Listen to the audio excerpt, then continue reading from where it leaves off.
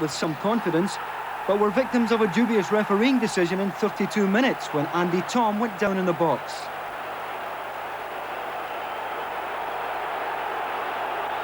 Hearts keeper Gilles Rousset was booked for dissent before John Collins converted the penalty.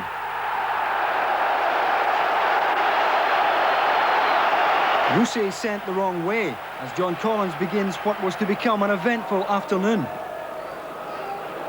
One down at half-time, Hearts were back in it a minute into the second half.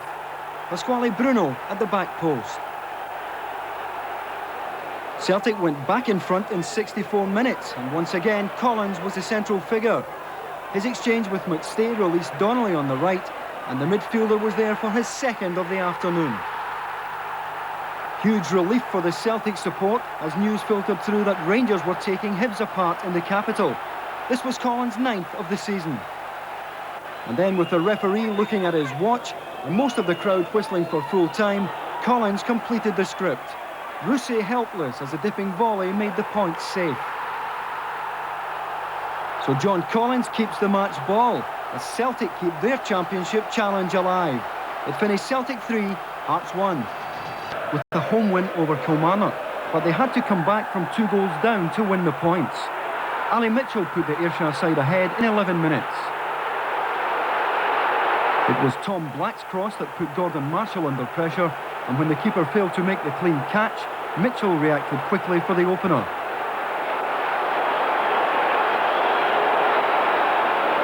And Kilmarnock extended that lead 12 minutes later. Again, Black was the provider on the left with the cross, and Tom Brown's glancing header was good enough to beat Marshall. A superb striker's goal this from Brown. And at this stage, few would have bet against Killie winning their first league match at Celtic Park in 40 years. Celtic, however, had other ideas, and 2 goals in as many minutes just before half-time put them level. Andy Tom made the first with a measured cross for Peter Grant to score. Good support play here by Grant, and his first goal of the season couldn't have come at a better time. Celtic back in it. And a minute later, the Celtic support had further cause for celebration. With the Kilmarnock defence still at 6s and 7s, Pierre Van Hooijdonk put Andreas Tom through for his 8th goal of the season.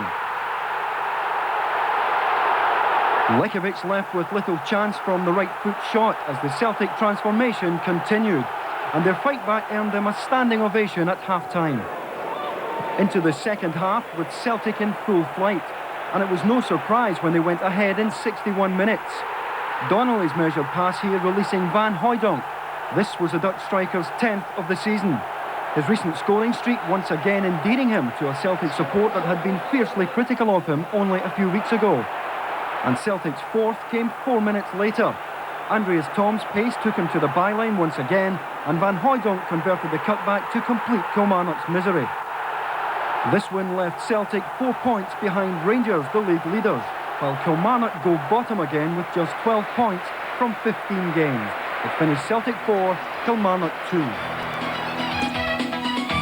I don't know why he decided to try and go for it with his right foot here. And I think he could probably just have played that with his left foot. But it's a bit of luck that Celtic need. It keeps the pressure, keeps them in there anyway, challenging Rangers. And that's the most important thing for Celtic at the moment. Mull again, on trouble, and Alec needs results. That was young Jackie McNamara that we were talking about again the other night. Yep. He's come out of this with a broken jaw. Right, yeah. It's horrendous, isn't it? Yeah, it certainly is. He's a lucky basket for Celtic, of course. They haven't lost since he came. What sort of progress do you think Celtic have made under Tommy Burns, Steve? I think made an awful lot of progress. But no Rome wasn't built in a day, and that's a fact. And I think they're going to need a little bit more time before, even into next season, before they're really getting enough bodies in there, quality bodies to do the job properly. But they're well on the way. And chasing hard. Right, on we go. Wraith and Kilmarnock now. 2 defenders chasing after. There's a real fallout in the Celtic defence. Hughes and Grant going back. Grant indicating to his keeper that he wanted him to come and take it. And now the corner is swung in. A testing moment. Oh, and he's missed it, and Dodds has scored. Billy Dodds gives Aberdeen the lead. And what a blunder by Gordon Marshall, who just moments earlier had been involved in an angry exchange with Peter Grant. He completely missed the corner kick. And there was Billy Dodge to head it into the net.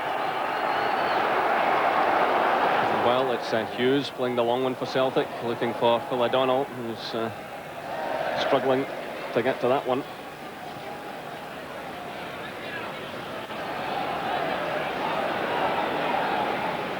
It's played towards Joe Miller. Well, it broke for him. It lost out to Phil O'Donnell. Still it's O'Donnell, looking for some support. It's Andreas Tom swinging in the cross. Breaks to Paul McStay, the chance is on! And McStay so unlucky there. He hit that one with plenty of power. It was on target, but deflected over the top for the corner kick. Well, Tom sent it in. It broke away to McStay. And he certainly hammered it well. A better corner from John Collins. Van Hooydonk's there, so too is Andreas Tom. And it's Ian Jess who sends it behind for another corner to Celtic. Well, Van Hooydonk making the initial challenge. Again, it's Tosh McKinlay to take this one from the left-hand side. Hughes gets a touch. Van Hooydonk's there. Just couldn't keep it down. It was John Hughes who got his head to the ball. There's Tosh McKinlay and swung it in. And Van Hooydonk was there, but just over the top.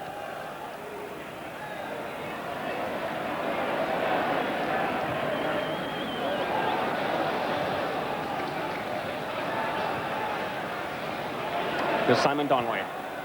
Tom, good first touch from him. It's O'Donnell now. Aberdeen getting players back. Still it's O'Donnell, and a chance on here. And John Collins has scored for Celtic.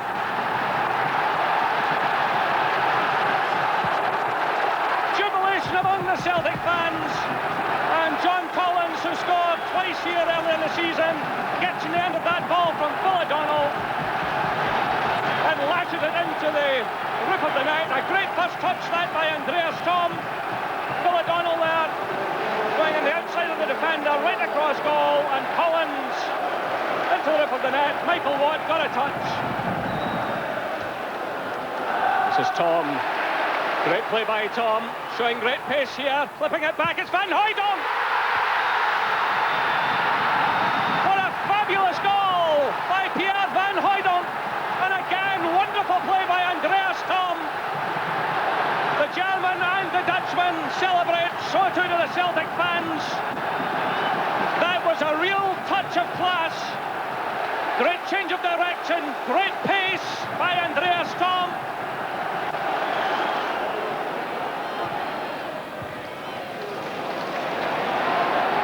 Here's Van Hooydonk, playing it for Tom, who's showing great pace. The goalkeeper commits himself.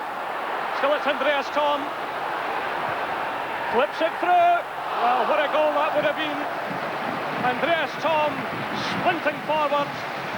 Michael Watt decided to come racing from his line to meet him. He took the ball outside the goalkeeper. He really had no real support at this point. He had a little look up, tried to curl it into the far side. That really would have been the icing in the cake for Celtic. This is Glass trying to get forward, and he's impeded by Paul McStay. He takes a free kick quickly. It's with McKimmie. It's McKimmie driving it through. Oh, that was a wonderful effort of Shearer. And Shearer stumbled when it looked certain he must score, but what a shot by Stuart McKimmie. Well, if Celtic needed a warning that they've still got work to do, there it is. And really they got off the hook there when Shearer stumbled. What a marvellous effort by the skipper.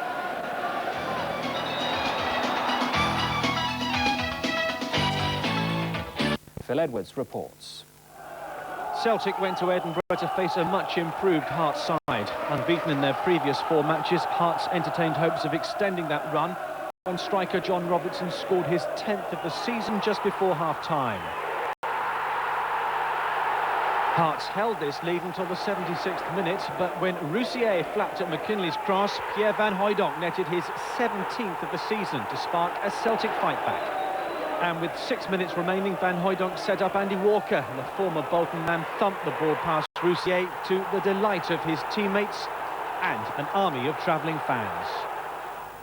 It's Celtic at Easter Road. Upholders Celtic had to endure 40 minutes of frustration against the East League side before easing their fans' anxiety. When it arrived, the goal was well worth waiting for.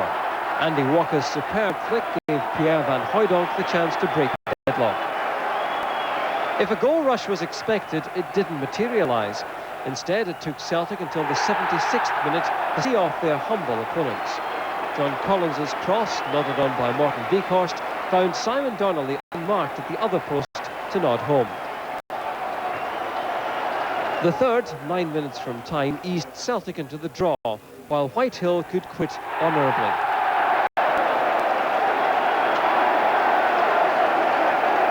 It's a lot more tense than it has been in recent seasons. They're really breathing down your necks. They certainly are, and fair dues to them. They're playing very, very well.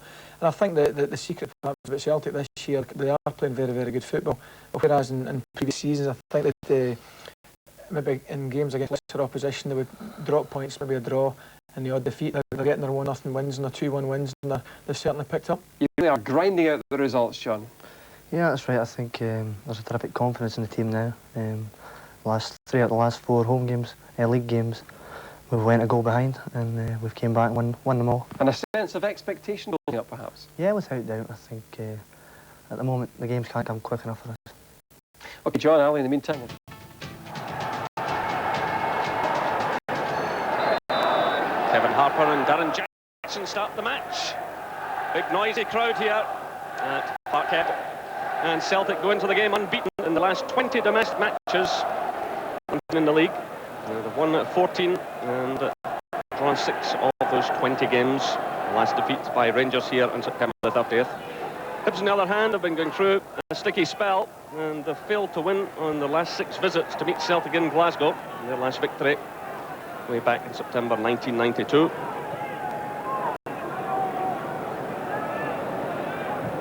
It's played through. Looking for Van Hooijdonk, and Leighton just manages to block that one, but the defence, the Hibs defence, well, really struggling. David Farrell has been playing in spare just behind the 2 markers, and he really lost that one. Here's Andreas Thom, and again it's Leighton. Still Celtic have it. Simon Donnelly's there, and so does Jackie McNamara. And Celtic have a corner kick. That really gets the crowd going.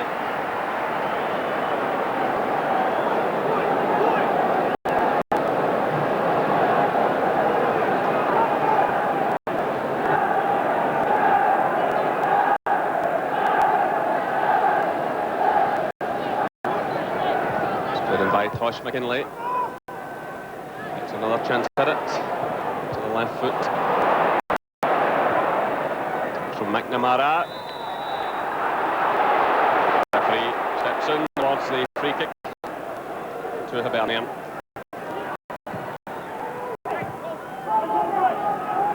Touched by Harper. Andy Milne tries to come out again, but Boyd's up. The referee awards a free kick to Hibernian. So the return pass was just a bit short, but certainly Boyd caught the Hibernian striker, who now requires some treatment. Play for Hibs. Harper is leaving the field. This is Donnelly. He's touched by Thom. Donnelly again. Collins starts a run. Touched by Collins. It's Donnelly. And well taken again by Leighton, but delightful play there by Simon Donnelly.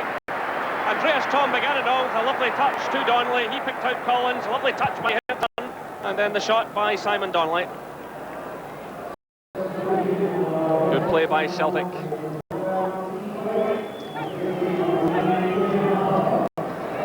So Keith Wright comes on now for Hibernian. 8 goals he has this season, and even the 2 players that have been dropped to the bench this afternoon. Now he's a chance to do something. By Hughes, picked up by Donnelly.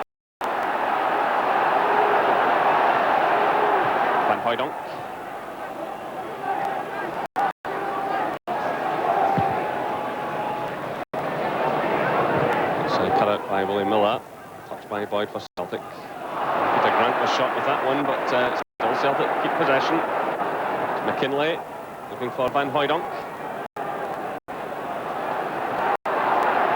McKinlay again, swinging in the cross, it's a good one. And Leighton was at full stretch there to claw that one away. Ball. Still Celtic come forward, but miscue there by Paul McStay. It's away by right. Picked up now by Michael O'Neill. All breaks down now for Hibernian. They had Darren Jackson with them. But Hibs content in this first half to sit kind of deep and tight. And they're certainly not getting enough players forward to give the Celtic defence problems. Just hoping to pick up the odd set piece. Celtic are making most of the running. So far Jim Leighton has produced the saves. It's just kept in play by John Collins. And that's a free kick. Willie Miller is not a happy man, but Celtic have the free kick. Not that far from goal. So perhaps a chance of the breakthrough here. Jim Leighton, who will celebrate his 38th birthday this coming July, gets things organised. He's played in every game this season. He'll be called upon here. Now, he could just look on at that one as it hit the base of the post. He could do absolutely nothing about it. A great effort from Pierre Van Hooijdonk. Leighton was rooted. Mind you, there was a deflection. And it came off the base of the post.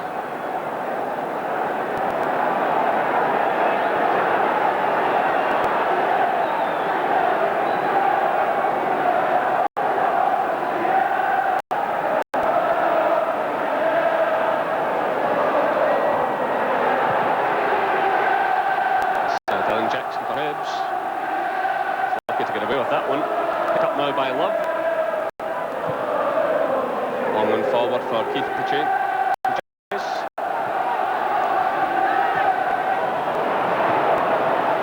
Through now again to Keith Wright. Darren Jackson's in the middle, a real chance here. And Hibernian take the lead. 35 minutes gone. And that was Kevin McAllister who started all of that. Playing the ball through to Keith Wright. And there was Darren Jackson to pick up his 11th goal of the season. Well, just when it looked as though Celtic were getting the upper hand, it was Kevin McAllister who played that through to Keith Wright. Darren Jackson had all the time in the world to pick his spot. And it's Celtic 0, Hibernian 1. Darren Jackson takes a salute of the Hibernian fans.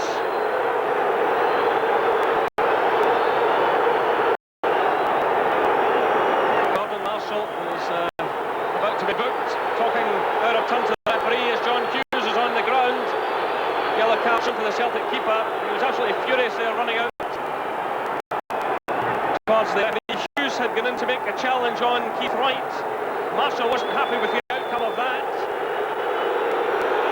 And he certainly feels aggrieved. He's now looking out angrily towards the linesman.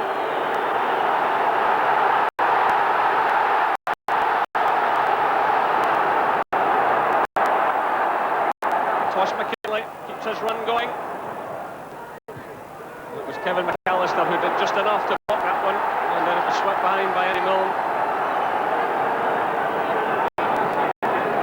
Kevin McAllister's getting through a power of work in this game. He helped set up the Hibs goal. He's back defending there. In comes the corner now. It's Willie Miller who gets the touch, just ahead of Tom. Tosh McKinlay's there again. It's Keith Wright back defending. Peter Grant. It's a touch for Celtic. Tosh McKinlay. Collins. Take the reflection. Van Hooijdonk. Hughes is still well forward. It's McStay. And Leighton watches that one carefully. In fact, it's a corner kick. The ball deflected. So Celtic keeping the pressure on here. Van Hooijdonk it was who made the challenge. Hughes laid it off to his captain. And Leighton was scrambling.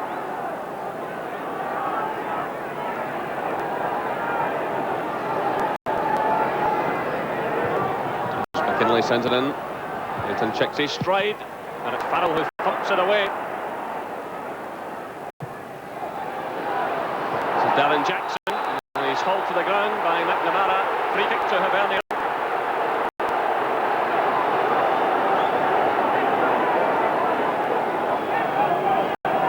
McStay. Donnelly. Challenged by Jackson. Now it's O'Neill. Keith Wright to his left. That's his only option. The offside flag goes up.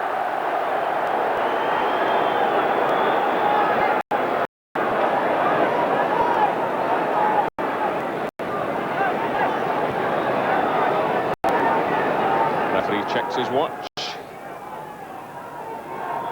There's a stoppage for the injury to Kevin Harper. Another check by Sandy Roy. They said to try to get forward. And the whistle sounds. So Celtic had most of the first half play, but it was Darren Jackson after 35 minutes who gave Hibs the lead. McAllister started the move, a nice ball through to Keith Wright. He sent it into the path of Jackson, who picked his spot beyond Gordon Marshall. The half-time score here at Parkhead. So it's Peter Grant who starts the second half for Celtic, and no doubt Tommy Burns had plenty to say to his players. Half-time, they'll be well wound up for these opening stages. And there's Peter Grant pushing forward. But Hibs defended well in that first half. They were always going to depend on a break forward or a set piece, and it was a break that brought them a goal, albeit in controversial circumstances where Hughes felt aggrieved. He'd been fouled by the man on the ball at the moment, Keith Wright, who provided the pass for Darren Jackson to score. So it'll be interesting to see how Celtic approach these opening moments. It's good running by Simon Donnelly, but the cutback failed to reach Van Hooijdonk and was swept away by Andy Milne. Good running by Simon Donnelly. Celtic applying the pressure right away. Again, Hibs defending well. And will continue to depend on catching Celtic on the break.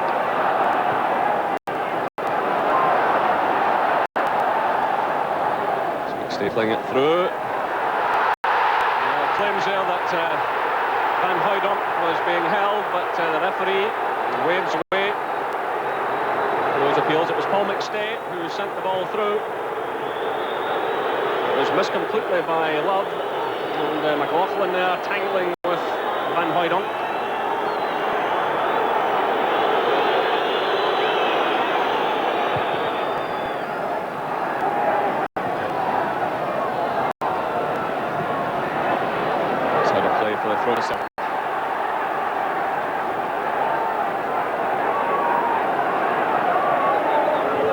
There's no doubt about it, you can sense the crowd getting anxious, the home crowd, desperate for Celtic to get back in level terms.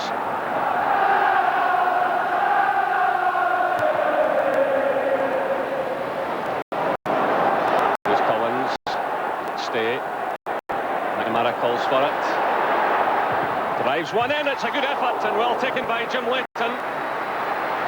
Well, McNamara scored a splendid goal against Hibs at Easter Road just before the turn of the year. That one was dipping and difficult for the goalkeeper, but Jim Leighton did well.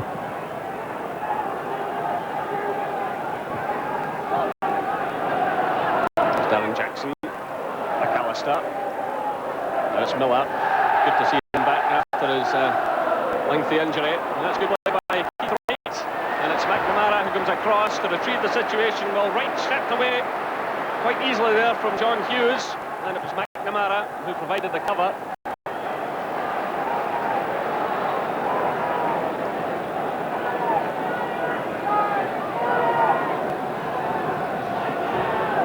Here's Tosh McKinlay looking for Van Hooijdonk. McLaughlin's there though. Hibs have managed to keep Van Hooijdonk mainly away from the penalty area in this match. And it's a tactic they'll hope to keep going, keep him away from the danger area. And we're still waiting to see what Andreas Thom conjure up this afternoon. Just wonder how fit he is after his injury. Now Celtic have the throw, just in line with the penalty area. And the crowd gets solidly behind them. There's Donnelly. Good play by Donnelly. McNamara. Waiting at full stretch, just gets the ball away from the head of John Collins, who's taken a hefty knock there, and the goalkeeper's on the deck as well. Well, the goalkeeper's on the ground, and he has to stop the game now because the player has taken a knock to the head. As Leighton come out for that one and got the ball away. There was a real clash. Collins seemed to get the worst of it. Leighton keeping his eye on the ball all the way. Out for that one, and then a clash of heads. And the referee actually should have stopped the play there. There was absolutely no doubt that John Collins had taken a knock to the head, and he's leaving the field. There'll be a considerable hold-up here, but the most anxious thing here is about the condition of Jim Leighton. The man who's played in every game for Hibs this season, and also last season. He's been such a splendid player for them. And this really is a sad sight.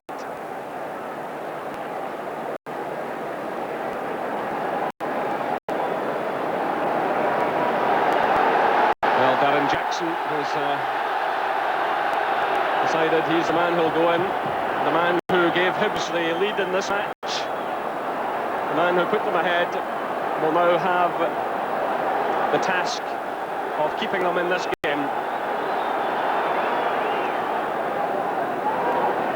Here's Donnelly for Celtic.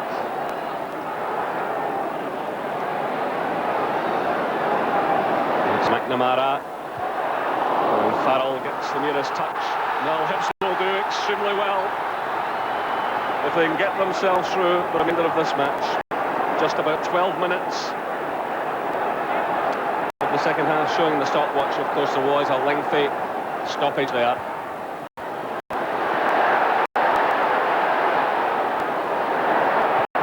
This will be the pattern now for the remainder of the game. Hibs in deep defence, attacking. John Collins, meanwhile, is waved back onto the field.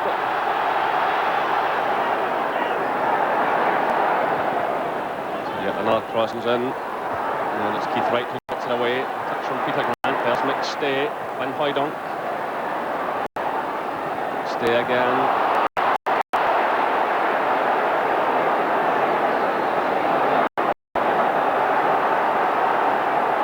And there's an anxious manager. A man who'd done all his homework, watched his team take the lead. But now you've got to imagine that Celtic will be favourites to win the match. And with Darren Jackson in goal, they'll just pour players forward, they'll shoot at every opportunity. They'll put all the pressure they can on the player. Hibs lead by 1-0. Very high ball, that this will be a danger. And there you see the goalkeeper fumble it. Van Hooijdonk scores. 59 minutes gone, and Celtic equaliser. And Hibs pay the penalty for the loss of the goalkeeper. And they pay the penalty for not having a goalkeeper in the bench, because it was a fairly harmless high ball. Darren Jackson failed to gather it. Andreas Thom then simply knocked it into the path of Pierre Van Hooijdonk, and it's just a matter then of side-footing it into the back of the net. It's Celtic 1, Hibernian 1. Leighton is down on the track side, and the referee is coming across. But the referee doesn't look happy with matters.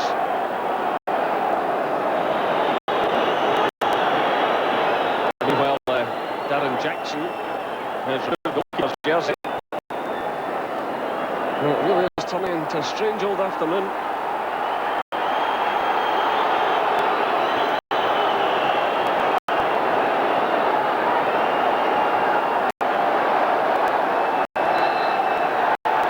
Well, the referee is restarting the game, and there's no goalkeeper.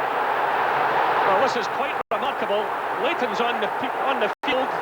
Jackson is running to get the goalkeeper's jersey. This is an absolute farce. And now the referee is running over to the linesman on the far side.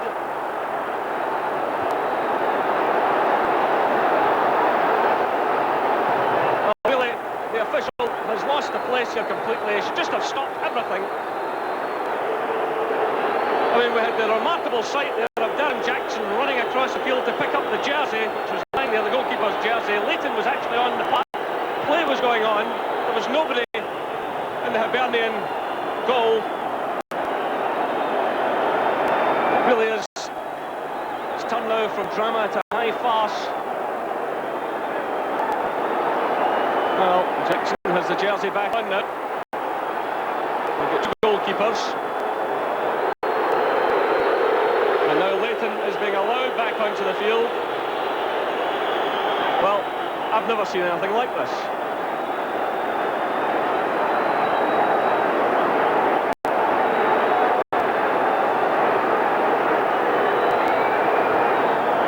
And it's given us a set of circumstances here this afternoon which have been remarkable. But here comes Celtic again. It's Van Hooijdonk. And that was well blocked by Andy Milne. This is Donnelly. Off now to McNamara. Played by McNamara into the side netting.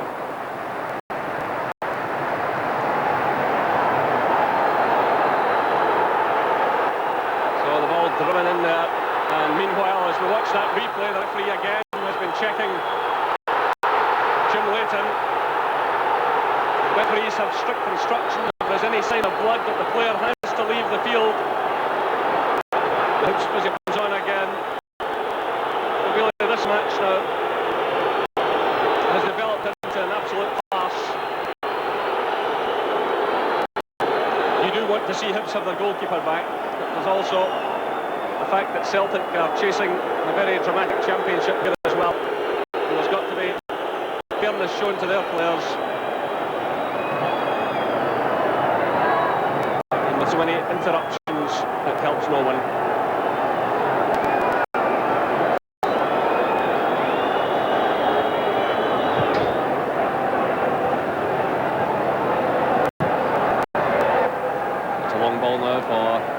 To chase. He's got a lot of work to do here though. So I've got plenty of players in position.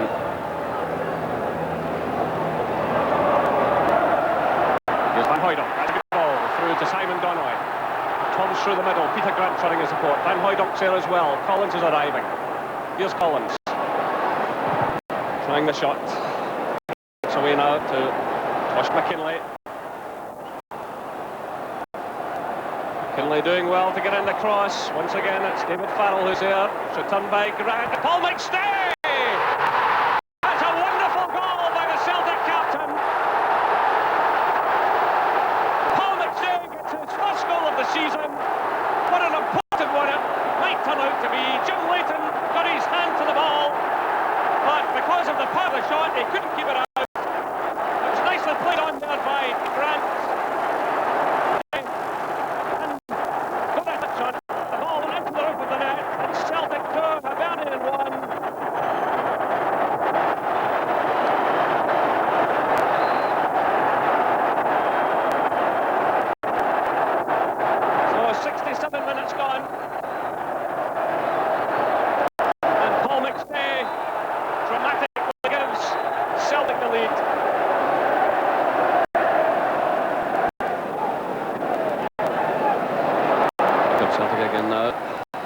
Donk and McNamara, but the offside flag goes up. Leighton made the save, but the flag had been up on the far side. McNamara and Van Hooijdonk combining.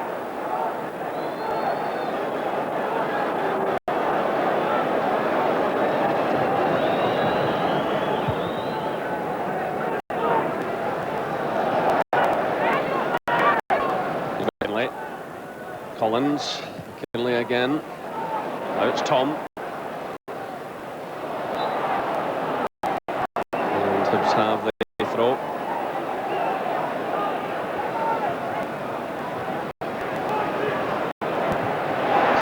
Farrell caught there by Peter Grant. Van Hooijdonk. McStay gets through again. And it's just over the top.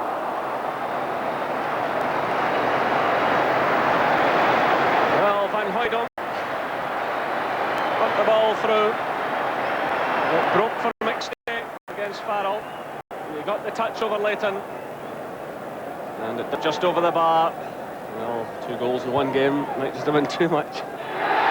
And the whistle sounds at the end of a bizarre afternoon here at Parkhead. But for Celtic, well, that's him unbeaten in 10 consecutive Premier League games here at Parkhead. It's 21 domestic games unbeaten. And Paul McStay there, the man who scored the winning goal after 67 minutes. Peter Grant headed the ball into his path. And McStay hit a tremendous shot. Jim Leighton got a hand to it, but couldn't keep it out. The final score here at Parkhead is Celtic 2, Hibernian 1.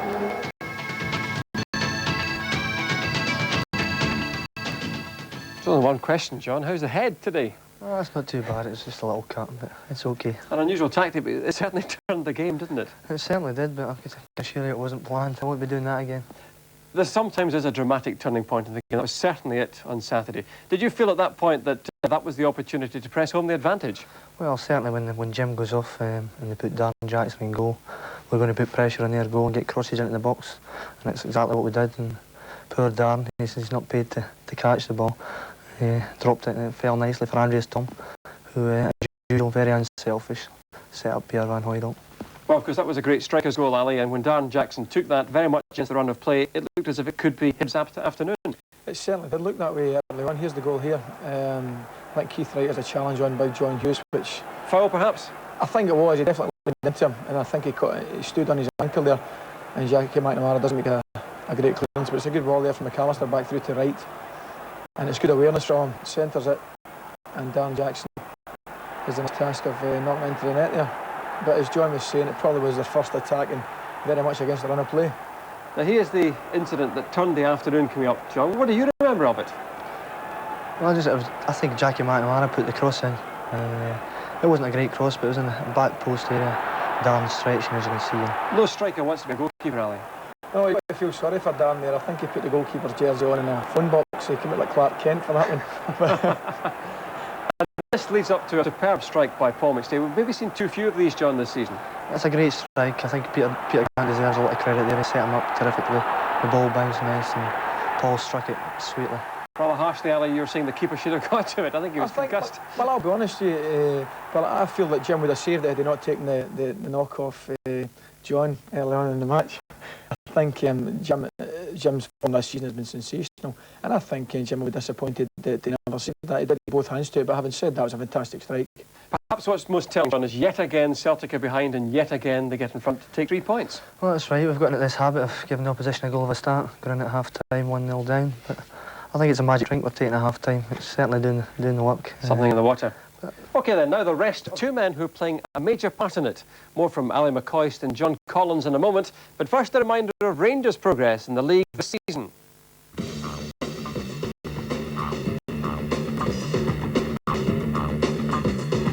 A summer sensation as a blonde Paul Gascoigne swaps Italy for Ibrox with a £4.3 million price tag in his head. The league started with a struggle over Kilmarnock, settled by a single goal. There's a chance for McCoist, and it's McCall! Stuart McCall scores for Rangers! 2 goals by Ali McCoist for the feature of a 4-0 win over Wraith Rovers. Next, victory over Falkirk, with Oleg Salenko scoring his first goal for Rangers in a short-lived Ibrox career.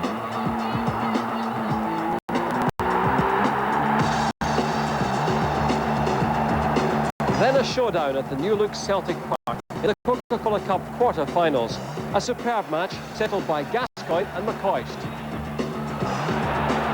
Gascoigne, great chance there, it's in, it's a goal for Rangers!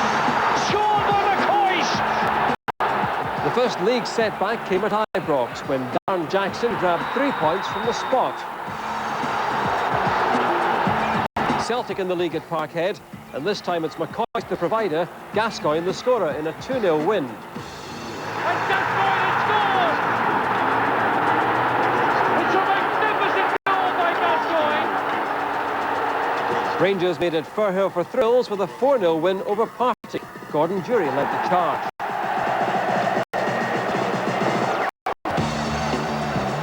They'd won at Pittodrie, but Aberdeen were a tougher nut to crack at Ibrox until Oleg Salenko used his head. Paul Gascoigne used his head as well, and the Procurator Fiscal took notice. He used his elbows as well, as Stuart McKinney found to his cost. Then a marvellous 3-3 draw with Celtic, with Andreas Thom leading the charge at goal.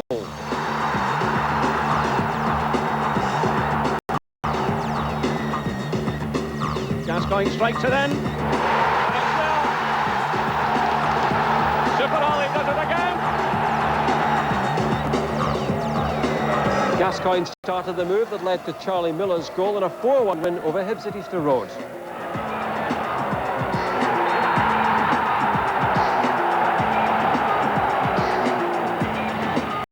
But a relegation-threatened Motherwell posed problems at Fir Park, denying the leaders time and time again.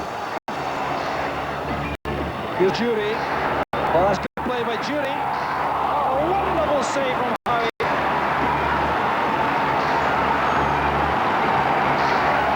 Gascoigne scored some impressive goals this season. Good work again from Gascoigne, away from Hunter. Charging into the area now. Oh, that's a classic. That's a classic from Gascoigne. Ian Ferguson. Breaks for Laudrup. Good tackle by Jackson. There's Dury. Goal on the ball for Dury. And Rangers are 7-0. Celtic threatened to beat their old rivals at Parkhead, but Gorham produced world-class form.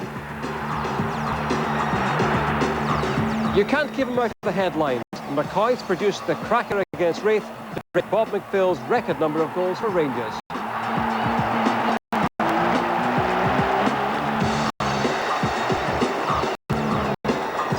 But a major shock at Ibrox just over a fortnight ago. Through the middle, Alan Johnston, can he score his hat-trick? What a moment for the youngster. Johnston! He's done it! A superb finish from Alan Johnston. And Hearts' victory over Rangers is surely now complete. Back on the rails at the weekend with a great Gaza double. A jig from the midfielder and 3 points against Thistle. The league race back on again. And that's what the Rangers have between now and the end of the season if they want to win the title. John, where is Celtic looking for Rangers to slip? That'll be a difficult away fixture for them. And hopefully again on St Patrick's Day against us. Now, I mean, managers always play it down. They always say that's not a title decider. It is a title decider, isn't it? Well, I don't think you can quite call it a title decider. I think psychologically whoever wins is going to get a big boost from it, but there's a lot of games after it and before it still to go. Maybe unlike last season where Celtic were slipping up in the smaller games, Ali, a few have been dropped against Motherwell, for example, against Raith. Yeah, I think we're actually quite fortunate to get dropped. We didn't play at all well. We had a couple of chances there, and you saw how he had a fantastic save from Gordon Dury. But as John rightly said, there's a long way to go. Yeah, there's 11 games, league matches to go in the Championship, and there's some tough matches to be played, home and away. The crazy thing is, I think if you asked any of the Rangers players, I think we'd rather all our games are away from home. We seem to be playing better away from home than we are at home at the moment. Unbeaten, of course, away from home. That's right, and I would like to echo the fact that I was saying that earlier, and rightly so, Celtic played very, very well this season, but our lads have probably had the best start to the season, the league campaign, than we've had in many, many a year, and we're up there in merit. In other seasons you might be romping home, but of course, John, the spirit in the dressing room must be fantastic knowing you're just so close to it. Yeah, without doubt. We're right in their tail, and it's nice to see how they cope with a little bit of pressure. They haven't had that for a number of years now, so I think it'll go right to the wire though. Let's just cross the city for a minute then. Having won the Tennant Scottish Cup last season, Celtic fans had grounds to believe that their side could mount a serious league challenge this time round. They haven't been disappointed.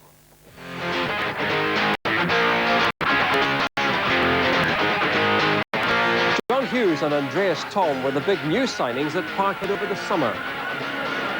Opening day victory was snatched at Raith. Chance for the bar today, but then hold on! He scores!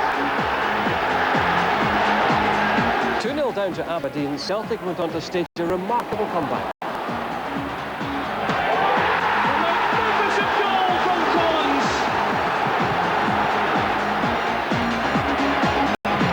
Collins cross!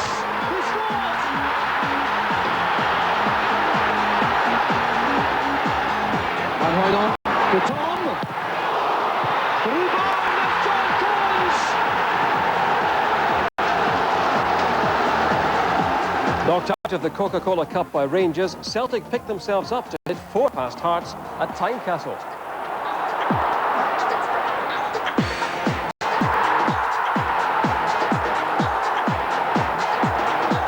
But the old enemy came out on top again a week later at Celtic Park.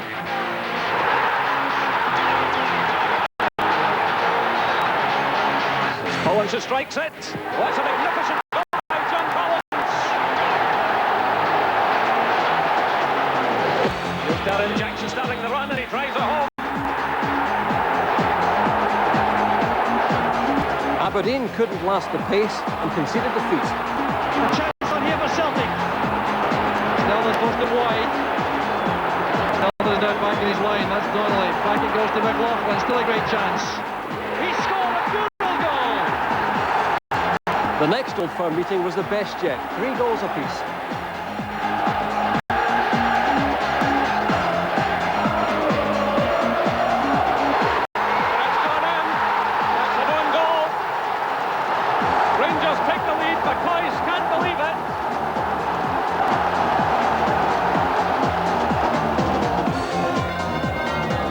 Celtic with it all to do now. Josh McKinley gives a cross. It's Van Hooijdonk.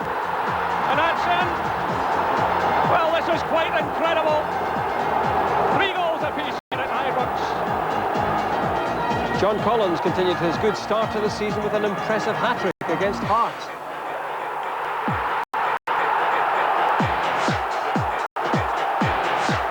Four league wins on the trot kept pressure on Rangers.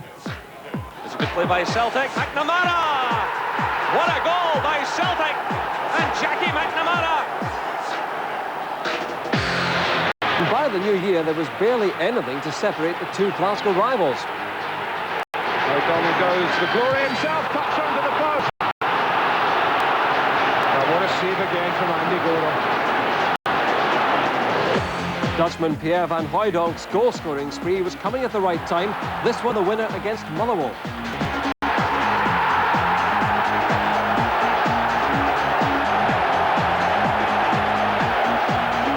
A win at Kilmarnock would have put Celtic back on top of the table, but it proved to lose it. Celtic is Walker. That's a great save by Lekovic.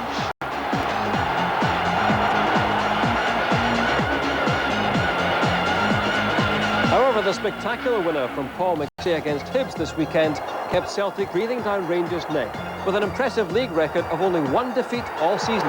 Maybe their time has come. Ali, that's what Celtic have to do if they want to win the title, and of course they'd have to beat you to do that. Can they do it? Well, that's correct what you're saying there. I mean, I don't really... I think the question was, can they do it? Well, I hope not. I wouldn't think so, no. I mean, there's room for slip-ups there, but I'll take a full-blown skid off them any time, really. But where do you think they would slip? I mean, where do you think Rangers are looking for Celtic to drop a couple of points? Well, they've always got tough games. I mean, Falkirk have been under pressure recently, and they had a fantastic result on Saturday to get the fans off John Lambie's back, so that'll be a tough place to go. And inevitably, there's teams fighting for points down at the bottom of the table as well. But obviously, March 17's got a great significance in a title race. Hopefully, we can win that one. But they've got to go to Motherwell. They're looking for points. Aberdeen at home, never an easy one. So I've got them dropping about 17 points here so far. Now, I did a small calculation this afternoon, John, and it's simply this. If Celtic and Rangers got the same number of points from the corresponding fixtures that they had earlier this season, Celtic win the title 87 points to 84. Would you settle for that? I'll certainly settle for that. I take it, Ali, you wouldn't agree with that? No, I don't know where you got those stats from. Well, I failed O-grade arithmetic, that must have been it. Now, one question I have to ask both of you, I mean, it's coming towards the end of the season, you're both involved in a fantastic race towards the championship, but you're both out of contract at the end of the season. Now, what are your feelings going towards that? Well, it's the most important thing. I mean, the contracts come secondary. The most important thing is the league championship race. I'm sure John will agree that that's, as I said, the contract comes at the end of the season. We'll deal that when the problem arises. But my most important point just now is to get Rangers another league title, and I'm sure John will be trying his utmost to stop us. Would you be able to move to a smaller club after the excitement of the kind of league race? Oh, I couldn't go to Celtic, no. Of course, John, everybody wants to know if you'll stay with Celtic. Are you a happier player this season than you were last season? Well, most certainly. I think we've had quality to the team, we're playing good football, and we're winning week in, week out, so that makes it all the more enjoyable. But would you want to stay at Celtic? I mean, could you see that club really building a future? Yeah, I think the club is certainly going in the right direction. The stadium's up and running, the team's playing well, we're going for a championship.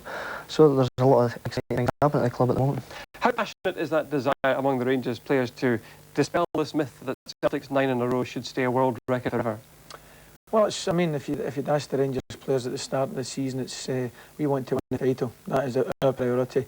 Everything else is a bonus. And inevitably, the discussions are going to come up to beat Celtic's 9 in a row record, and we want to do that. There's no hiding from that fact. I think nowadays it's a great achievement to win so many in a row. I mean, 7's a fantastic achievement. We want to win it this year 8. We want to win it next year 9. We want to win it the following year 10. The desire now of the dressing room is as great, and the hunger to win is as large as it's ever been. John, very briefly, can you match the desire? Most certainly. I think we've starved the success the last 6 or 7 years, so we're desperate for it, and I think this year it could be it. Thanks both in the meantime. It's just celebrated a year at Celtic Park. This time last year, the signing of the little-known Pierre van Hooijdonk for £1.25 million was seen as a risk, but now the investment is reaping rich rewards. Phil Edwards reports. Forced to train indoors by the weather, a man whose 14 goals in the last 14 games have given Celtic a bright new outlook. Indeed, the latest forecast is for a thrilling title chase right down to the wire with Rangers, one in which Pierre van Hooijdonk's goal-scoring talent is bound to feature prominently. Great play by Tom, showing great pace here, flipping it back, it's Van Hooijdonk! What a fabulous goal! And good movement off the ball by Celtic, in comes across, it's Van Hooijdonk! And that's another superb goal! Well, Celtic with it all to do now, Tosh McKinley gives the cross, it's Van Hooijdonk! And that's in! Well, this was quite incredible! My best goal was the three each game at Ibrox, the equaliser, the header. Everybody here at the club in the dressing room is so desperate to win this title, especially because you hear a lot about the 7 in a row from Rangers and the 9 in a row from Celtic. So everybody wants to win a championship after they taste the win of the last cup final. And that Scottish Cup final victory last season came courtesy of a Van Hooijdonk header. It ended a 6-year trophy drought at Parkhead. Van Hooijdonk going in! Celtic have scored! And Van Hooijdonk, who makes a habit of getting the goals on the big occasion, has done it again here to Celtic delight. I heard a lot before we played the cup final about the time without a trophy, but after that, you saw the emotion and the passion in the eyes of the fans and the people here, the staff at Celtic Park afterwards, and it was amazing. And then I saw for the first time, how much Celtic means to a big part of Scotland. That win helped breathe new life into Celtic, and this season they've been a different outfit. Van Hooijdonk has been part of that revival, scoring goals at crucial moments. Van Hooijdonk, and Celtic make the breakthrough. The way we are playing now suits me much more as where we played in the beginning. But we have some, besides some top quality players, real football players who can pass the ball around. And the manager changed the old system. And now we are playing good football, quality football. And you see the shots, they are very good. Many thought the signing of Van Hooijdonk for £1.25 million just over a year ago was a gamble. If it was, it's clearly a gamble that's paying off handsomely. Rangers, you have been warned. Phil Edwards, Sky Sports Centre.